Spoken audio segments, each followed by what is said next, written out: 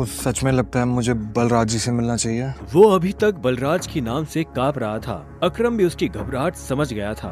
बलराज जी, सिर्फ बलराज कहो।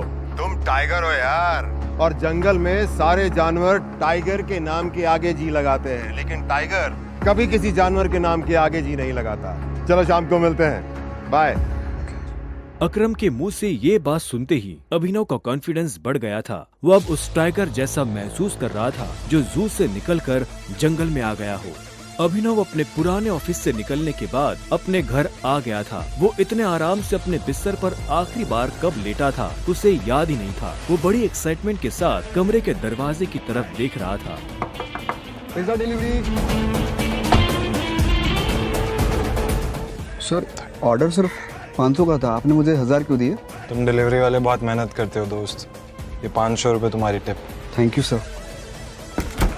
इधर अभिनव उस पिज्जा बॉक्स को ध्यान से देख रहा था। उसे याद नहीं आ रहा था कि उसने आखिरी बार पिज्जा कब खाया था। वैभवी और अपने लिए घर लेने के चक्कर में उसने अपनी कितनी इच्छाओं को मारा था, इसका एहसास उसे आज हो रहा था। लेकिन अब वो रुकने वाला नहीं था। शाम को अभिनव होटल सैफायर जाने के लिए तैयार होने लगा था। उसने ग्रे कलर की शर्ट और ब्लैक कलर की पैंट पहनी थी। अभिनव के पास पहनने के लिए इससे अच्छा और कुछ नहीं था।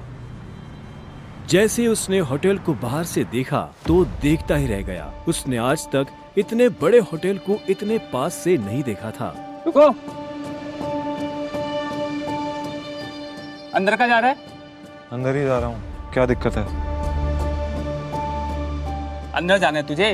तुझे क्या लगता है कि मैं तुझे अंदर जाने दूंगा? क्यों नहीं जा सकता मैं अंदर? अभिनव समझ गया था कि चीफ सिक्योरिटी ऑफिसर उसके कपड़े देखकर उसे जज कर रहा था। सुन, मैं तेरे जैसे लोगों को बहुत अच्छे से जानता हूँ। फालतू का तमाशा मत कर, निकल यहाँ से। कैसे जानता है तू मुझे? रिश्तेदार है मेरा। जब मैं अंदर जाने के लिए आया हूँ तो वापस क्यों जाऊंगा? ये होटल क्या तेरे बाप की है? बोलना। ये सुनते ही अभिनव का माथा गर्म हो गया, लेकिन उसने गुस्से में कुछ नहीं किया। वो शांत रहा ताकि लोगों का ध्यान उसकी तरफ ना जाए। अभिनव 2 कदम पीछे हटा और उसने फोन निकालकर अकरम को फोन मिला दिया। हाँ टाइगर, कहाँ पहुँचे? मैं ये होटल की एंट्री पे हूँ अकरम। हमारा टेबल नंबर क्या है? Table number? अरे मैं इस होटल का मालिक हूँ, मुझे टेबल बुक करने की जरूरत नहीं है।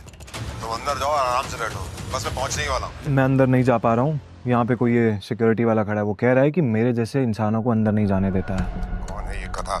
तुम एक काम करो, बस 10 मिनट में मैं पहुँचने वाला हूँ, तुम वेट करो, ठीक है? और ये इस ऑफिसर की वजह से मैं तुमसे माफी मांगता हूँ। ठीक, नहीं कोई बात नहीं। क्यों? बहुत हीरो बन रहा था ना? मैंने कहा था मैं तुझे अंदर जाने नहीं दूंगा। अगर प्रधानमंत्री को भी कॉल करेगा ना तब भी नहीं, समझा? चल निकल यहाँ से। अरे वो देखो, तुम्हारा निठल्ला एक्स। आजा मजे लेते इसके।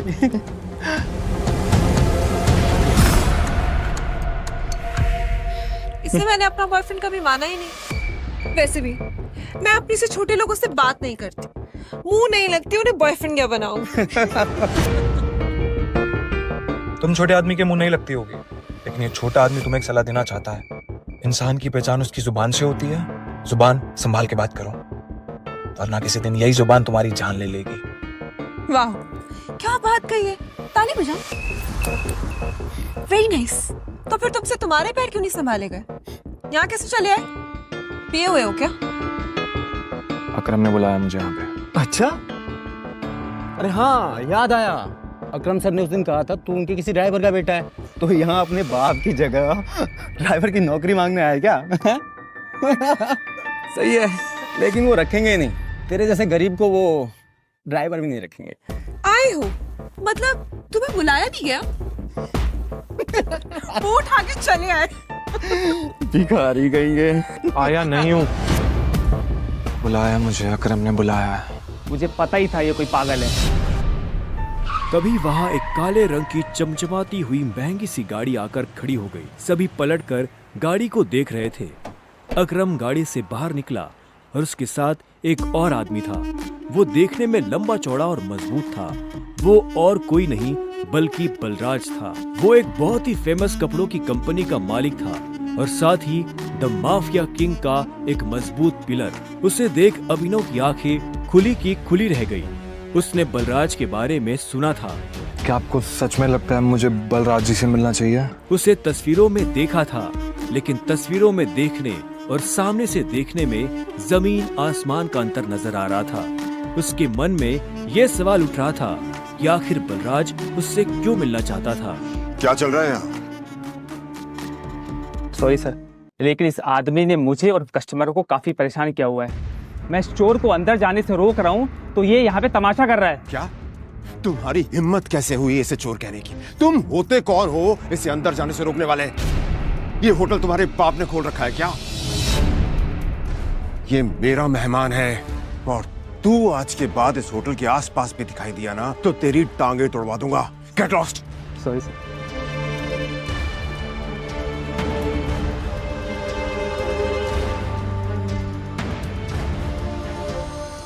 I'm sorry, tiger. इस बेवकूफ की वजह से नहीं, असल में तो छोटा आदमी का दुश्मन बना हुआ है आज की। आओ चलो। अकरम ने अभिनव को अपने साथ अंदर आने का इशारा किया। अभिनव अकरम के पीछे चला जा रहा था। उसे महसूस हो रहा था कि बलराज भी अपने भारी भरकम पैरों के साथ अभिनव के पीछे आ रहा था। कुछ देर के बाद वो होटल के एक आलीशान से कमरे के बाहर आ चुके थे। इससे पहले कि वो अंदर जाते, होटल का मैनेजर उनके पास आया और बोला, good evening sir, welcome sir, can I get something for all of you? एक काम करो, जो भी लीकर अवेलेबल है उसकी लिस्ट भिजवा दो। Sure sir, but sir if you don't mind, अपने होटल में जितनी भी लिकर्स अवेलेबल हैं मुझे सबके नाम याद है। We have tequila which is of 5 lakh rupees, vodka 8 lakh rupees, biscuit 10 lakh rupees and we have gin जो कि 12 लाख रुपए की है। Sir what would you like to have? Great. क्या है कि आज मेरे यहाँ बहुत खास मेहमान आए हैं, तो इसलिए जो सबसे महंगी है वो भिजवा दो और बाकी सब चीजें भी। Sure sir, I will get the best liquor for all of you. Good evening sir. Good evening sir. Akram, hotel तेरा, शराब तेरी, फिर भी तुम्हारा ये मैनेजर तुझे तेरी शराब की रेट क्यों बता रहा था, जबकि तू कोई भी चूज कर सकता है? वो इसलिए मेरे दोस्त क्योंकि मैं दिन देखकर शराब मंगवाता हूँ और आज का दिन मेरे लिए, इनफैक्ट हम सबकी जिंदगी के लिए बहुत इंपॉर्टेंट दिन है, इसलिए मैंने हम तीनों के लिए महंगी शराब मंगवाई। So let's enjoy. अच्छा। आओ। Okay, let's enjoy. अब तुम्हें यहाँ अपनी पहचान छुपाने की जरूरत नहीं है। ये रूम प्राइवेट भी है और सबसे सेफ भी। बैठो। वो एक आलीशान कमरा था। वो तीनों बैठ गए। तब अभिनव बलराज को बहुत ध्यान से देख रहा था। बलराज, आज मैंने तुम्हें यहाँ एक बहुत इंपॉर्टेंट इन्फॉर्मेशन देने के लिए बुलाया है। हमें संजय का बेटा टाइगर मिल गया है, लेकिन फिलहाल वो अंडरकवर है, इसलिए उससे तुम्हें मैं बाहर नहीं मिलवा सकता था। Sir your snacks and drink.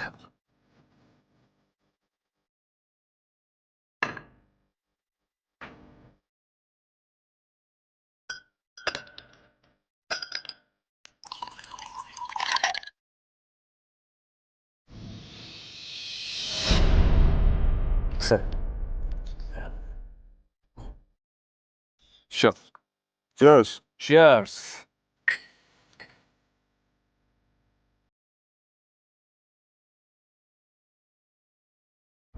तो यही है टाइगर?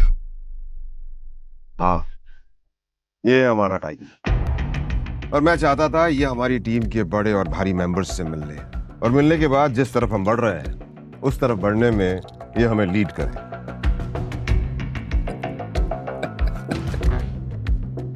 माफ करना दोस्त, पर मुझे थोड़ी हंसी आ रही। वो क्या है ना, सब कुछ तो तू ही बोल रहा है। हमारा ये टाइगर गूंगा है क्या? हाँ बलराज, तुम्हें टाइगर के बारे में इस तरह से बात नहीं करनी चाहिए। माफ करना दोस्त, माफ करना। बोलनेस अच्छी लगी मुझे तुम्हारी। अच्छा,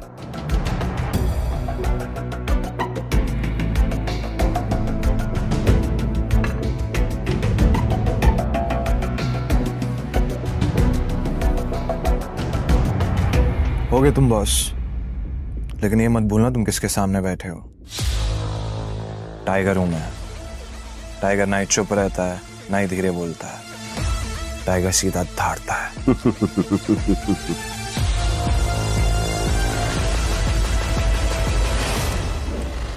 तो तुम टाइगर हो,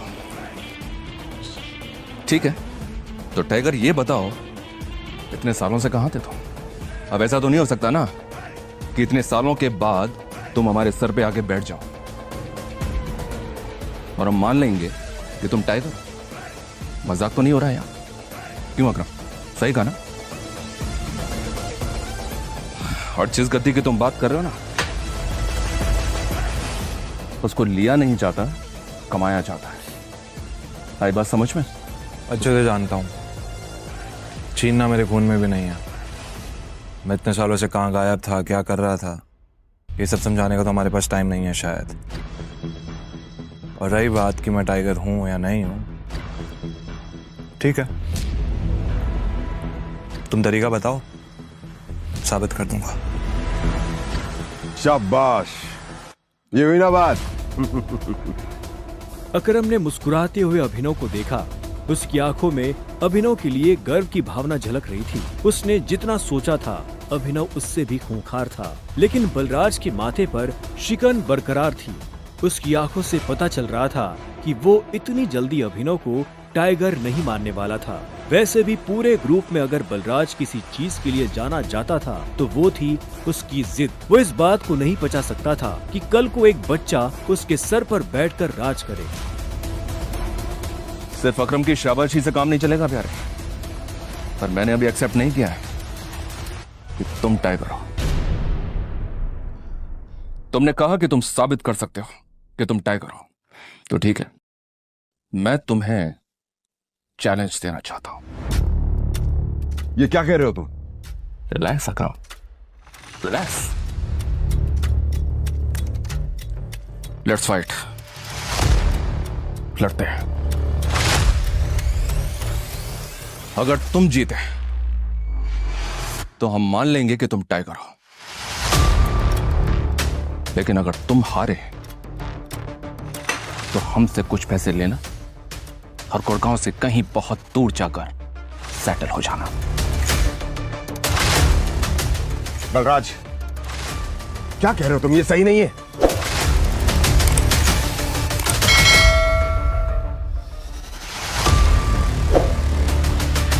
लेट्स फाइट।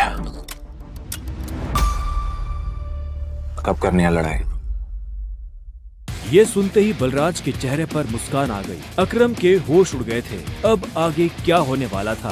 क्या अभिनव बलराज को हरा पाएगा या उसे अपने पिता का दिया हुआ सब कुछ छोड़कर हमेशा के लिए दूर जाना पड़ेगा?